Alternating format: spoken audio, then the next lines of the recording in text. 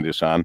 And then I go right back to the regular show. But when we do Greg Russell of Movie Show Plus, which it isn't Friday, I'm sorry. We usually do on Friday, but because tomorrow is our Goodfellows No Kitty Without a Christmas broadcast, we're doing it today. And so I have my Hobnobble Gobble by Ford hat on. We're not going to have Hobnobble Gobble, unfortunately, presented by Ford, but Ford continues to do all the good things they do, and Tony Michaels and the Parade Company continues to do all the good things that they do. In fact, we will have virtual parade coverage for Thanksgiving, one way or another. Of course, we do the early morning pre-parade. Oh, okay. So, as I know it. But anyway, I wonder if, does Danielle know about the theme music we have? Greg? Yeah. Oh, there it is. Yeah, she knows. Can you hear it? Yes. Yeah, there we go. There we go. There we go. Yes. It's time for movie. Show. It's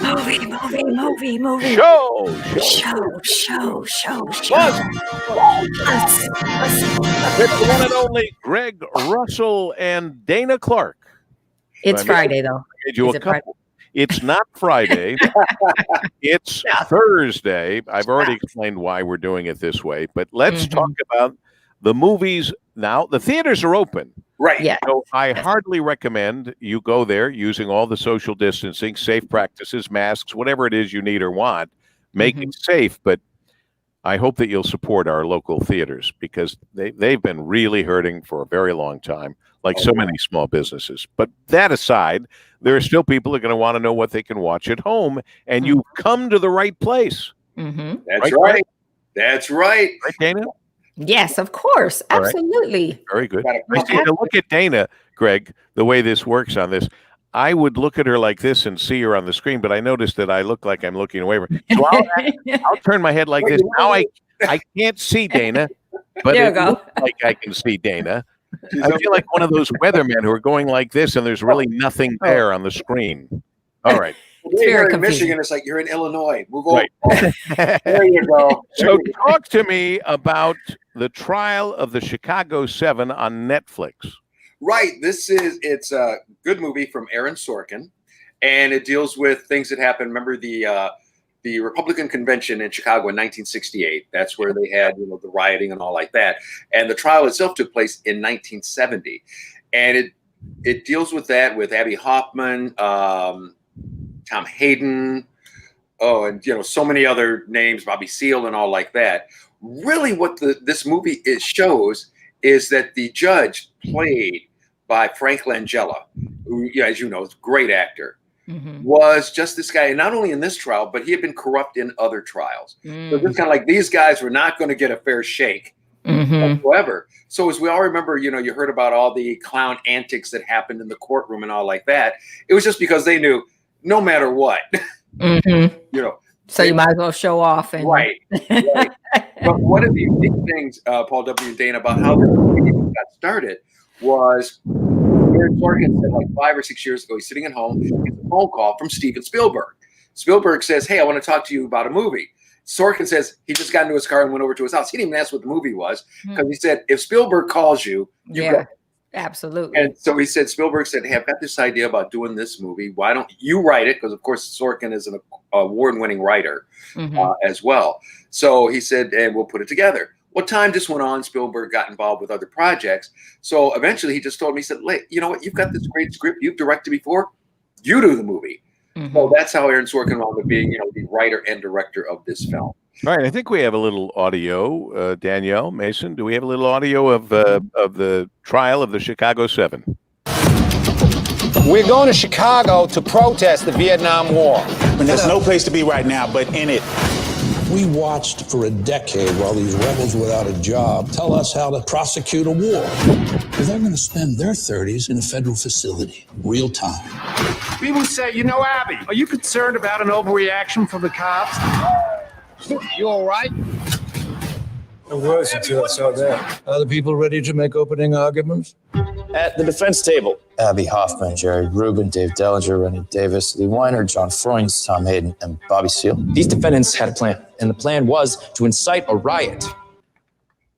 And Sacha Baron Cohen is in this, so is he playing somebody funny or? Oh no, he plays Jerry Rubin, and Jerry Rubin was a barrel of laughs. Was he? Was he? Okay. All right. No. Oh, no, I remember no Daniels before. I'm like, was he? Okay. So how did he do? He did well. He did well. I mean, because actually he's a good actor, that way. But yeah, it was just all about, like I said, the things that went on. And these guys knew that they were, just going to go down no matter what. So that's why they made kind of like a mockery of everything. And as it turns out, the real life judge later down the line got, basically scolded. I don't think he got disbarred, but, just a lot of things just went down on him through the Illinois judicial system. So that's what that was all about. What are we giving this one, Greg? Out of our 4, 3, good 3. Okay. And if you're tired of like political movies, maybe a good 2.5. But I mean, I'm not tired of political movies. I'm tired of the real life politics. Right. Right. Anyway. But it's an interesting one to watch. All right. Next up, we have Kid Detective. Yeah, this one, the name is kind of a little bit misleading because when I first saw it and they asked me to do interviews and with Adam Brody, I'm thinking, okay, the kid detective. So if anything, Adam Brody, who's an adult, I'm thinking he's going to be the mentor to some kid who goes off and finds out what happened to Tramp, the dog from Right. Right. Stuff like that. But what it was him as a kid. He was this kid detective who did do things like that. Dana lost her crayons. He would find those. Paul W., you couldn't find your Converse All-Stars. He would find those. As he grew up, he still went into the detective business, but I mean, things were just low. I mean, his biggest client was this one woman who kept losing her cat.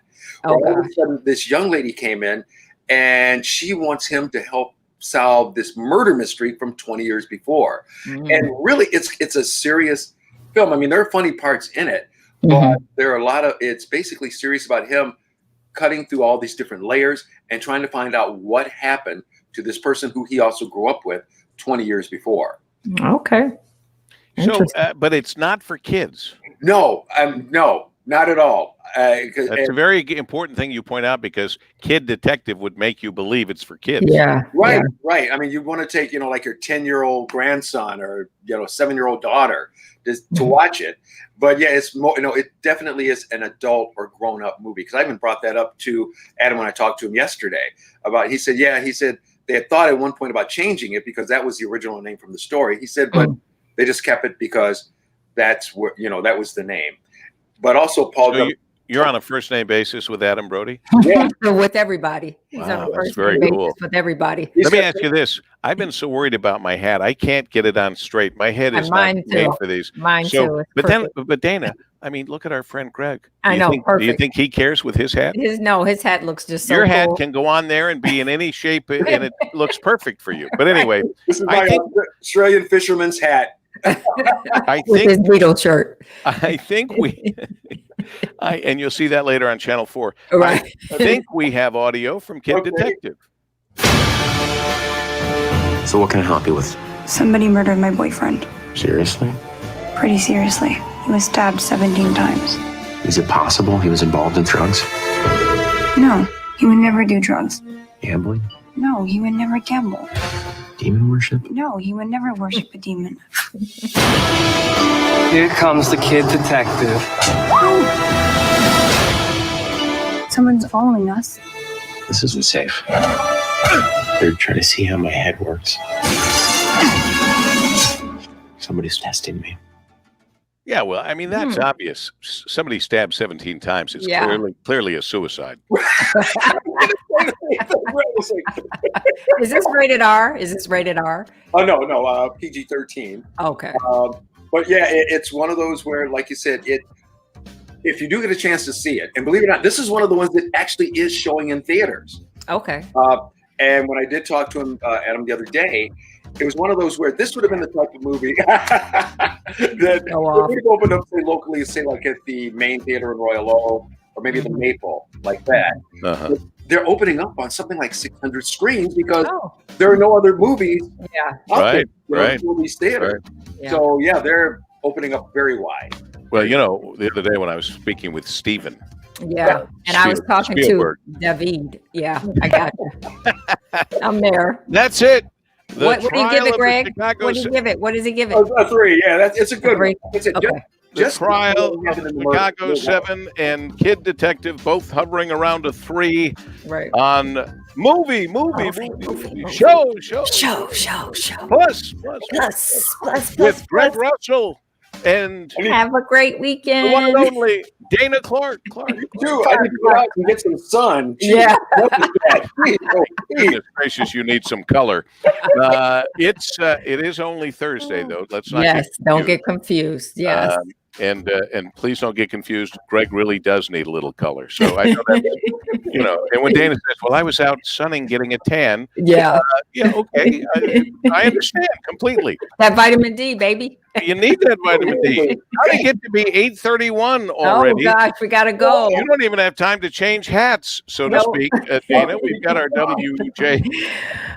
We have our WJR traffic and weather first, and we have Dayna Clark still. And This 75 report is brought to northbound. you by Positive Spot. Coaching Alliance. Got issues with My youth or bad. high school sports? Positive Coaching Alliance can help. PCA, a national nonprofit, offers more than 1,000 free online resources for youth and high school sports coaches, parents, students, and administrators. Visit PCADevZone.org.